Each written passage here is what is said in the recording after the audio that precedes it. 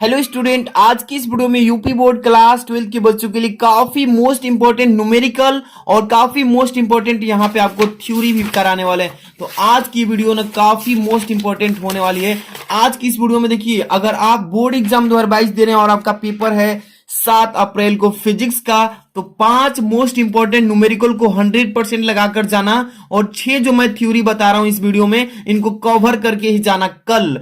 क्यों आप लोगों के लिए कि मैं छोटा सा कोटी बोल रहा हूं, बड़ा गौर से सुनिएगा कि रास्ते भी जिद्दी हैं, रास्ते भी जिद्दी हैं, मंजिल भी जिद्दी है। देखते हैं कल क्या होगा, हौसले भी जिद्दी है। तो आज की इस वीडियो में जो मैं 6 क्वेश्चन बताऊंगा आपको थ्योरी का और जो 5 क्वेश्चन न्यूमेरिकल का बताऊंगा, इसको 100% तैयार करके जाते हैं तो बोर्ड एग्जाम में 100% देखने को मिलेगा। आप यकीन कीजिए या नहीं, लेकिन आप बोलेंगे कल की सर जो आप क्वेश्चन बताए थे ना वो 100% पेपर में आए थे। और काफी क्वेश्चन आपको देखने को मिलेगा, तो वीडियो को अंत तक बने रहिएगा, लाइक कर देना। सबसे पहले देखिए, इसमें हम आपको न्यूमेरिकल करा देता हूं फटाफट से। ये जो है आपको 2 फिगर वाला पेपर में आएगा, तो इसको मैं तैयारी करा देता हूं आज ही। सबसे पहले इस क्वेश्चन को देखिए, इस क्वेश्चन को पहले कर लेते हैं। सिंपल सा क्वेश्चन है, आपको अति में आता है, अति लघु में। तो चलिए सबसे पहले इसको देखते हैं और एक एक क्वेश्चन को अच्छे से पूरा देखिएगा, थ्योरी लास्ट में समझा देंगे, ठीक है। देखिए इसमें क्वेश्चन में क्या लिखा गया, ध्यान समझना है, क्वेश्चन को अच्छे से पढ़ना है न्यूमेरिकल करते समय कि किस चीज का मान दिया है, पहले उसको ध्यान से पढ़िए कि एक प्रोटॉन 500 वोल्ट विभवांतर से त्वरित किया जाता है। एक प्रोटॉन है जिसको 500 वोल्टेज दे दिया गया और उसको विभवांतर के द्वारा त्वरित किया गया। प्रोटॉन का वेग ज्ञात कीजिए। सबसे पहले आपको इस क्वेश्चन में क्या दिया है उसको नोट करना है, बोर्ड एग्जाम में कर रहे हैं या कहीं भी। सबसे पहले इसमें क्या दिया है, विभवांतर दिया है। पहले लिख लीजिए विभवांतर। विभवांतर यानी कि हमारा V का मान दे रखा है कितना, 500 वोल्ट। 500 वोल्ट लिख लीजिए ऐसे, ओके। अब देखिए वोल्ट हो गया ना 500 वोल्ट। अब देखिए प्रोटॉन का वेग ज्ञात करने के लिए आपको सबसे पहले इसका गतिज ऊर्जा निकालना पड़ेगा। किसका, प्रोटॉन का। तो सबसे पहले इसका गतिज ऊर्जा निकालने के लिए सबसे पहले इसमें आवेश पर कितना चार्ज होता है, मतलब चार्ज आवेश पर, तो यहां पर Q का मान लिख देते हैं। Q equal to 1.6 into 10⁻⁻19 coulomb होता है ना, आपको ये तो मालूम होगा। तो 2 चीज की आवश्यकता पड़ेगी आपको क्या करने के लिए, प्रोटॉन की गतिज ऊर्जा निकालने के लिए। तो यहां पे लिखेंगे गतिज ऊर्जा। क्या लिखेंगे, गतिज ऊर्जा। समझिए आप लोग के लिए बेसिक चीजें जैसी होती है ना, सब कुछ समझ में आएगी। गतिज ऊर्जा यानी कि K इक्वल होता है Q इंटू V। ये फॉर्मूला सभी बच्चे जानते हैं, जितने बच्चे बोर्ड एग्जाम देने वाले हैं सबको मालूम होगा ना। तो K निकाल लेते हैं गतिज ऊर्जा। तो यहाँ पे K इक्वल हो जाएगा, Q का मान कितना है, तो 1.6 गुणे 10⁻⁻19 यानी कि 19। और यहाँ पे देखिए कितना है, तो 500 है। इसको मल्टीप्लाई कर लीजिए आराम से, तो K इक्वल आ जाएगा 500 में गुणा कर दीजिए 1.6 से, और तब 10⁻19 है ना, यहाँ पर हो जाएगा, इसमें गुणा कीजिए 16 5 80 यानी 8 दशमलव हो जाएगा आपका 0, और गुणे 10 के पावर यहाँ से 2 घट जाएंगे, प्लस में 2 जीरो है ना, तो 19 में से 2 घटेंगे तो 10 के पावर कितना हो जाएगा, -17। आप जानते हैं कि जूल में हो गया, क्या आ गया, जूल में आ गया, सिंपल तरीके से। अब यहां से हम गतिज ऊर्जा निकालिए, तो अब यहाँ पे प्रोटॉन का वेग भी निकालेंगे ना। तो इसका प्रोटॉन का वेग के लिए फॉर्मूला क्या होता है, वही चाल है, प्रोटॉन का वेग, यानी कि चाल भी लिख सकते हैं, चाल यानी कि भी का मान निकालने के लिए क्या करेंगे, यहां पर इसका फॉर्मूला आप जानते हैं कि V इक्वल होता है √ में 2K/m होता है ना। पढ़े हैं कि नहीं पढ़े हैं, बहुत ही सिंपल तरीके से पढ़े हैं।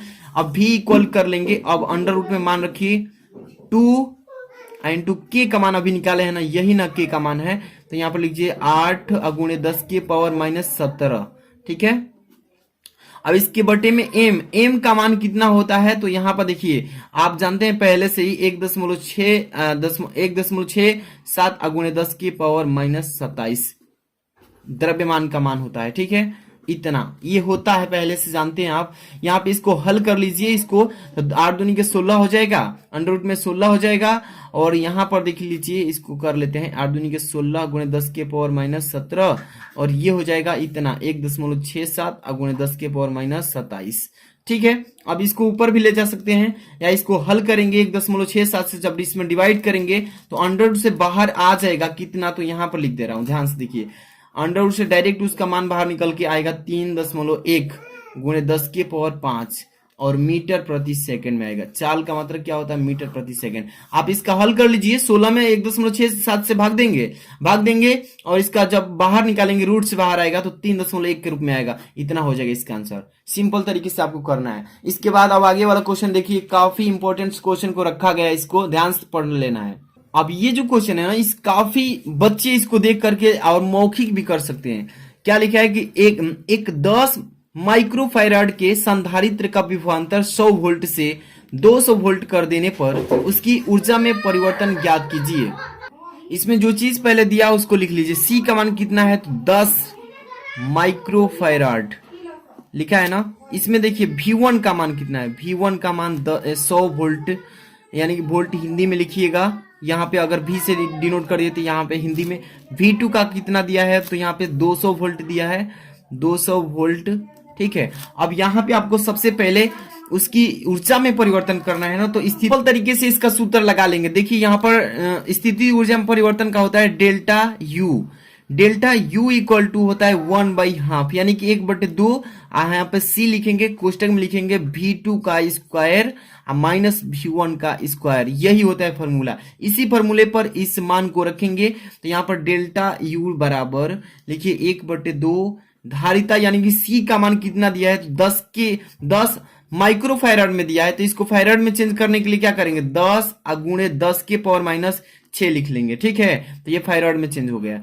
तो यहाँ पे मान रख लीजिए 10 गुणे 10 के पावर माइनस 6, कोष्टक में लगाइए। V2 का मान कितना है? तो 200, तो यहाँ पे 200 लिखिए, कोष्टक में लिखेंगे, वर्ग कर देंगे, माइनस V1 का मान कितना है? 100, 100 का भी वर्ग कर देंगे। ये वाला कोष्टक बंद कर लीजिए। सिंपल तरीके से सॉल्व कीजिए।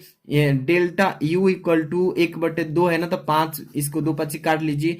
5 गुणे 10 के पावर माइनस 6, इसको वर्ग कीजिए तो 40,000 हो जाएगा। ठीक है।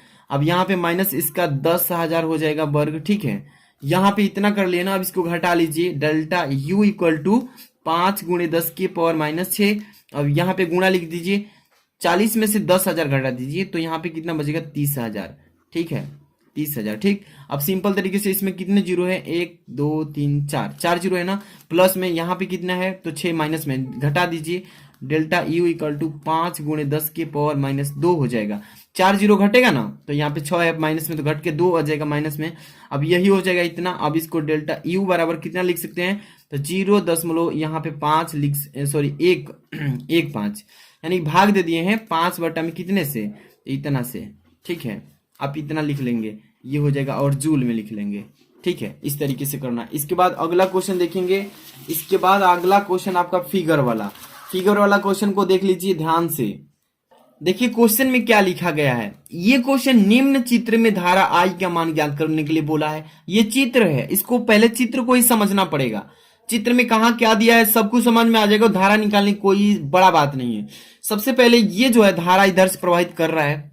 ये धारा आ रहा है, देखिए 2 एम्पियर का। ये भी यहां से जा रहा है 1 एम्पियर का, और यहां से ये धारा जो है इधर जा रहा है। ये थोड़ा सा इधर बना दिए, इधर जा रहा है। ये भी आ रहा है यहीं पर, ये भी जा रहा है यहीं पर, लेकिन ये जा रहा है इधर। तो पहले नंबर आपको यहाँ पे P है, ये बिंदु P है, और इन्हीं तीनों धाराओं के बारे में बात करना है। ठीक है ना। तो सबसे पहले इन तीनों P बिंदु वाला धारा को पहले यहाँ पे क्या कर लेते हैं? तो यहाँ पर धारा आने वाली धाराओं को यहाँ पे जोड़ कर लेते हैं, संयुग्म कर लेते हैं। तो यहाँ पर लिखते हैं कि बिंदु, क्या लिखेंगे कि बिंदु P की ओर आने वाली, ध्यान समझिए, एक एक स्टेप को करते आना है। आने वाली धाराओं का योग बिंदु P से दूर धाराओं का योग, मतलब दूर, यहाँ डायरेक्ट योग लिख लेते हैं। ठीक है ना, ये हटा दीजिए योग। अब चलिए इसका योग कीजिए। तो I1, इसको I1 बोले हैं ना, तो ये I1 के यहाँ पे काम कर रहा है। I1 के लिए निकालेंगे तो देखिए यहाँ पे कितना है? 2 एम्पियर आ रहा है, तो 2 लिख लीजिए, प्लस ये भी 2 एम्पियर का जा रहा है, 2 लिख लीजिए। और ये जो है, ये दोनों बिंदु मिल रहा है, लेकिन ये जो है आ नहीं रहा है, लेकिन ये जा रहा है, तो यहाँ पे माइनस कर लीजिए 1। ठीक है, इसको सॉल्व कीजिए। 2 दूनी के 4, 4 में से 1 गया, 3 एम्पियर। ये आ गया I1 का मान। याद रखिए I1 का मान कितना आ गया? 3 एम्पियर। अब चलिए बिंदु इसके आगे Q के लगे। क्यू के पास चलते हैं तो क्यू के पास देखिए ये भी जा रहा है इधर 1 एम्पियर, ये भी आ रहा है I2 है तो I2 के पास जा रहा है। तो इसमें देखिए क्या लिखेंगे यहाँ पर धारा मतलब पहले लिख लीजिए बिंदु Q, बिंदु Q, Q पर धारा, धारा बिंदु Q पर धारा I2 क्या निकालेंगे I2 बराबर यहाँ पर लिख लीजिए I2 equal to I1, I1 minus 1 ampere, ये वाला 1 एम्पियर यही है ना केवल, तो इसको घटा लेंगे। तो देखिए I2 निकालने के लिए क्या करना होगा, I2 बराबर I1, I1 3 एम्पियर है, 3 एम्पियर माइनस 1 एम्पियर, घटा लीजिए कितना बचेगा 2 एम्पियर, ये भी आ गया I2 का मान। अब ठीक यहाँ पर देखिए बिंदु जो R है इसमें ये भी आ रहा है 1 एम्पियर तो घटेगा ही, ये भी 1.2 एम्पियर जा रहा है, तो इसको क्या करेंगे I3 ज्ञात करना है ना, तो I3 ज्ञात करने के लिए बिंदु R लिखेंगे, बिंदु R पर धारा क्या होगी, तो R पर धारा निकालना है ना, तो लिख लेंगे कि बिंदु R पर धारा जो निकालना होगा I2 प्लस 1 एम्पियर बराबर होगा कितने एम्पियर का, तो यहाँ पर लिखेंगे 1.2 एम्पियर के। ठीक है, ये दोनों मिल करके I1 यहाँ पर देखिए I2 प्लस 1 एम्पियर, ये जो है धारा 1.2 एम्पियर के बराबर हो जाएगा। इतना तो लिख लेंगे सिंपल तरीके से। तो I बराबर क्या लिखेंगे, यहाँ पे I2 का मान कितना है तो 2 एम्पियर लिख लीजिए, और यहाँ पे प्लस 1 दिया है तो 1 माइनस कर लीजिए, इसको इधर लाइए माइनस 1.2। ठीक है, अब इसका हल कर लीजिए, ये आएगा आपका, जोड़ लीजिए 2 1 3, 3 में से 1.2 घटाइए तो यहाँ पे 1.8 एम्पियर। यही हमें फाइंड आउट करना था, सिंपल तरीके से फाइंड आउट हो गया ना।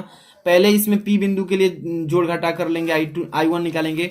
अब देखिए Q बिंदु के लिए I2 निकालेंगे, तो इसी तरीके से जो भी मैंने बताया इसी तरीके से सेम करना है। इसके बाद अगला क्वेश्चन देखिए इसमें क्या बताया गया है, मोस्ट इंपोर्टेंट क्वेश्चन हैं सभी। इसके बाद अगला क्वेश्चन आपका है, देख लीजिए कि हाइड्रोजन परमाणु में इलेक्ट्रॉन 5.0 गुणे 10 की पावर माइनस 11 मीटर, इसको पढ़ के ही जाना।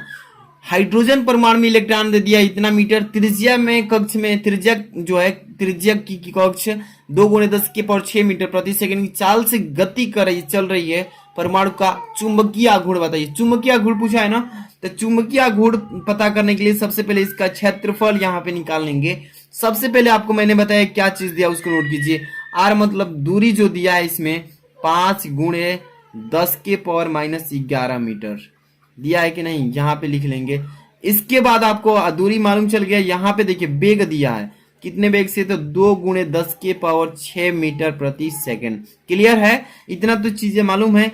सबसे पहले इसमें धारा निकाल लीजिए I इक्वल, तो यहाँ पे धारा के लिए E होता है इंटू V होता है और बट्टा में होता है 2 पाई R। पढ़े होंगे आप सभी लोग जानते हैं, ऐसे ही धारा निकालेंगे इसका। तो यहाँ पर मान रखिए E का 1.6 गुणे 10 के पावर माइनस 19 आप जानते हैं। V का मान दिया है 2 गुणे 10 के पावर 6 है ना, तो 6 लिख लेंगे, बटा में 2 पाई और R का मान यहाँ पे भी दिया है, तो रख लीजिए 5 गुणे 10 के पावर माइनस 11। इसको सॉल्व कर लीजिएगा। यहाँ पे देखिए 16 दूनी का 32 यानी कि 32 होगा। 2 से 2 तो यहाँ पे काट भी सकते हैं ना, नहीं काट सकते हैं, काट सकते हैं, या इस तरीके से आप कर लीजिएगा। तो यहाँ पे काटने के बाद कट ही जाएगा। तो इसमें देखिए 1.6 गुणे 10 के पावर 19 में 6 घटा दीजिए और इसको भी ऊपर लेकर चले जाएंगे, तो यहाँ पे डायरेक्ट हल करेंगे तो 1.6 गुणे 10 के पावर माइनस 2, अब बटा में केवल बचेगा 5 पाई, ये हो जाएगा यहाँ तक। अब यहाँ से A बराबर निकाल लीजिए, यहाँ पे A बराबर pi R square, pi R square रखेंगे ना, यहाँ पे क्षेत्रफल के दृष्टि से A equal pi R square, pi का मान रख दीजिए, इसी तरीके से छोड़ दीजिए। R का मान जो आया है इसमें ये वाला, इसको वर्ग कर दीजिए, स्क्वायर है तो यहाँ पे 5 गुणे 10 के पावर माइनस 11 का वर्ग। इसका सॉल्व कर लीजिए तो पाई हो जाएगा और 5 का वर्ग 25 गुणे 10 के पावर माइनस 22। ठीक है, तो यहाँ पे 25 पाई गुणे 10 के पावर माइनस 22 लिख सकते हैं। अब यहाँ से चुंबकीय बल आघूर्ण निकाल लीजिए, चुंबकीय आघूर्ण निकाल लीजिए, आघूर्ण यानी कि चुंबकीय आघूर्ण M equal to I into a होता है, I इंटू ए। आई का मान यहाँ पर अभी निकाले हैं यानी कि 1.6 बट्टा में 5 पाई है ना, गुणे 10 के पावर माइनस 2। अब यहाँ पे A का मान जो निकाले अभी 25 पाई गुणे 10 के पावर माइनस 22, इसको अब रख लेंगे। सीधे सीधे हल कर लीजिए। 25 पाई है ना, तो यहाँ पे गुणा कर लीजिए। इसका आ जाएगा 8.0 गुणे 10 के पावर माइनस कितना होगा 22 अदू 24 एम्पियर इंटू मीटर स्क्वायर। ये आ गया इसका चुंबकीय आघूर्ण, यानी कि इसी तरीके से पेपर में आपको करना है। कहीं भी डाउट होता है तो पूछ लीजिए। अब चलते हैं थ्योरी आपको देखते हैं। अब देखिए जितने भी मैं थ्योरी बता रहा हूँ 6 को अच्छे से तैयार करके जाना इसको, ठीक है। आप देख सकते हैं इसमें पहला जो क्वेश्चन रखा गया है काफी मोस्ट इंपोर्टेंट, लिखा है कि चल कुंडली धारा मापी की धारा सुग्राहिता को परिभाषित कीजिए। आप बहुत ही अच्छे से तैयार करके इसको जाइएगा। चल कुंडली धारा मापी की धारा सुग्राहिता को परिभाषित करने के लिए बोला है। वी नो दैट, हम जानते हैं कि धारा सुग्राहिता बराबर होता है डी, यहां पर देखिए क्या लिखा गया है, यानी कि theta, D theta upon D I, इतना तो जानते हैं, तथा D theta upon D I किसके बराबर होता है, ये आप जानते हैं कि एन बी ए अपान सी इसके बराबर होता है। आप यहां पर जहां लिख सकते हैं कि एन बी ए अपान सी, जो कि ये एक 1/k नियतांक के बराबर होता है, ठीक है। आप यहां पे जानते हैं कि जहां के धारा को परिवर्तित यानी परिवर्तन गुणांक कहा जाता है, अर्थात किसी, यहां पे परिभाषा लिख देंगे कि किसी चल कुंडली धारा मापी की धारा सुग्राहिता उस परिपथ के धारा परिवर्तन के गुणांक के व्युत्क्रम के बराबर होती है, ठीक है, चल कुंडली कहलाती है, ठीक है। इसको तैयार कर लेना है आपको। इसके बाद आपको दिखाते हैं यहाँ पे दूसरा क्वेश्चन आपका क्या है इसमें, कि दो सीधे यानी कि दो सीधे समांतर अनंत लंबाई के धारावाही चालकों के प्रति एकांक लंबाई पर लगने वाले बल का व्यंजक लिखिए। बल का व्यंजक लिखना है इसमें। देखिए ये क्वेश्चन पेपर में आएगा ही आएगा कि दो सीधे समांतर अनंत लंबाई के धारावाही चालकों के प्रति एकांक लंबाई पर लगने वाले बल का व्यंजक बोला है। तो देखिए कैसे लिख लेना इसको कि दो समांतर अनंत लंबाई के धारावाही चालकों के प्रति एकांक लंबाई पर लगने वाला बल का सूत्र क्या होता है। तो आप जानते हैं कि F बटा में L बराबर होता है म्यू नॉट अपान 4 पाई इंटू 2I, यहाँ पर देखिए I1 यानी कि 2I1 इंटू I2 अपान R। ये चीजें आपको याद होगा, यही हो जाएगा इसका यानी कि सूत्र, ठीक है। आपको यही बताना था। इसके बाद अगला क्वेश्चन देख सकते हैं क्या रखा गया है, लॉरेंज बल किसे कहते हैं। इस क्वेश्चन को तैयार करके जाना आप लोग, ध्यान से देखिएगा। लॉरेंज बल क्या है पूछा है ना, कि लॉरेंज बल क्या है, इसको तैयार कर लेना है। तो देखिए लॉरेंज बल की चुंबकीय क्षेत्र में गतिमान आवेश यानी कि इलेक्ट्रॉन पर लगने वाले चुंबकीय बल को लॉरेंज बल कहते हैं। सिंपल सा इसका परिभाषा है कि चुंबकीय क्षेत्र में गतिमान आवेश यानी कि इलेक्ट्रॉन पर लगने वाले चुंबकीय बल को लॉरेंज बल ही कहते हैं। सीधे सीधे आप याद रखिएगा। इसके बाद अगला क्वेश्चन, इसी में आप जानते हैं कि यदि Q आवेश v वेग से चुंबकीय क्षेत्र वेक्टर v की दिशा थीटा कोण पर गति करे तो उस पर कार्य करने वाला जो लॉरेंज बल होगा F equal to QV b sine theta होगा, ठीक है ना। ये आपको मालूम है पहले से। बल की जो दिशा होगी वेक्टर v तथा वेक्टर v, ये v है और ये b है, दोनों के लंबवत होगी, ठीक है। इसके बाद अगला क्वेश्चन आपके सामने क्या है कि नति कोण से आप क्या समझते हैं। नति कोण के बारे में पूछा गया है, तो इसको तैयार करके ही जाना कि नति कोण किसे कहते हैं। चलिए यहाँ पे समझ लीजिए इसको। नति कोण वह कोण है जो चुंबकीय यामोत्तर में पृथ्वी के चुंबकीय क्षेत्र यानी कि BE यानी कि चुंबकीय अर्थ हो जाएगा, यानी चुंबकीय क्षेत्र की दिशा तथा क्षैतिज दिशा के बीच बनता है, इसे ही बोलते हैं नति कोण। अच्छे से तैयार कर लेना कि नति कोण वह कोण है जो चुंबकीय यामोत्तर में पृथ्वी के चुंबकीय क्षेत्र यानी कि BE की दिशा तथा क्षैतिज दिशा के बीच बनता है। इसके बाद 5 नंबर क्वेश्चन आपके सामने है। क्या रखा गया है क्वेश्चन को ध्यान समझिएगा कि स्वप्रेरण से आप क्या समझते हैं। स्वप्रेरण से आप क्या समझते हैं ये परिभाषित कीजिए। तो किसी कुंडली से संबद्ध चुंबकीय फ्लक्स के मान में परिवर्तन होने पर उसी कुंडली में प्रेरित वैद्युत वाहक बल तथा प्रेरित धारा उत्पन्न होने की घटना जो होती है उसी को स्वप्रेरण कहते हैं। समझ में आ रहा है ना। एक बार फिर से समझिए कि किसी कुंडली में चाहे कुंडली से संबद्ध चुंबकीय फ्लक्स के मान में परिवर्तन होने पर उसी कुंडली में प्रेरित वैद्युत वाहक बल तथा प्रेरित धारा उत्पन्न होने की घटना को ही स्वप्रेरण कहते हैं। इसका यहाँ पे देखिए बीमा सूत्र बताते हैं। स्वप्रेरण गुणांक का पहले बीमा देखिए, ml/2 t⁻⁻2 इंटू a⁻⁻2 होता है इसका बीमा, यानी कि स्वप्रेरण का। ठीक है, इसके बाद अगला क्वेश्चन आपके सामने 6 नंबर। ये क्वेश्चन आखिरी क्वेश्चन है जो कि वेरी वेरी मोस्ट इंपॉर्टेंट होने वाला है। क्या लिखा है कि वैद्युत अनुनाद से आप क्या समझते हैं, पूछेगा पेपर में कि वैद्युत अनुनाद से आप क्या समझते हैं, और इसी तरीके से पेपर में भी आने वाला है।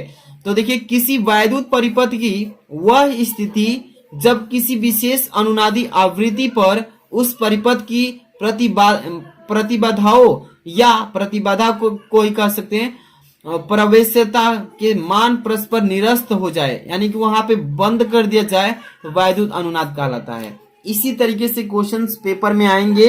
तो जितने भी मैंने इस वीडियो में क्वेश्चंस को बताया है, इसका टेलीग्राम पे मैं क्या कर रहा हूं कि सेंड कर दे रहा हूं, पीडीएफ जाकर के वहां पे ले लेना है। वीडियो को लाइक नहीं किए तो लाइक कर दीजिए, और भी आपके लिए मोस्ट इंपोर्टेंट वीडियो आज ही आ रही है, तो चैनल को तुरंत सब्सक्राइब करके बेल आइकन हिट रखिएगा। मिलते हैं नेक्स्ट वीडियो में।